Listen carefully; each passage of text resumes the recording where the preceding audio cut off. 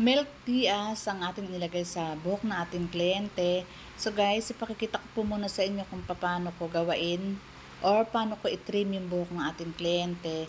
So, hindi ko na po naipakita sa inyo yung pag-highlight kasi po nilagyan ko po siya ng highlight at nilagyan ko po siya ng Milk Tias para po ma-achieve yung kulay na gusto niya. So, yung buhok po natin kliyente, atin po munang ititrim kasi po ay dry na yung dulo ng kanyang hair.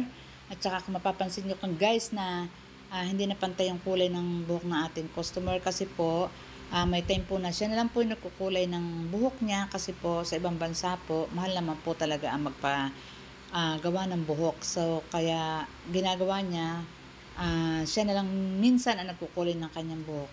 At kapag umuwi siya ng Pilipinas, pumupunta siya sa akin dito para po ipaayos ang kanyang buhok.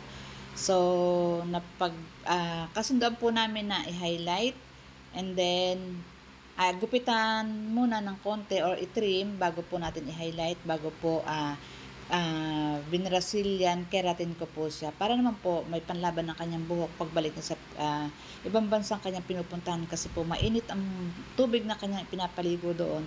So ayan po, ginugupitan ko po siya at mamaya po ipakikita ko na lang po sa inyo yung finished product ng aming ginawa.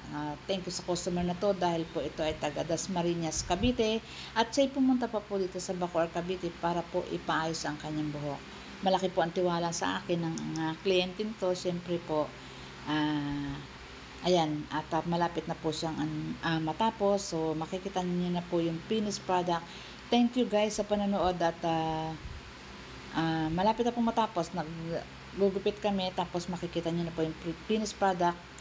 Kaya hindi ko na po naipakita sa inyo yung pag-highlight. Ayan po guys, yung finished product ng ating customer. Thank you guys. Bye!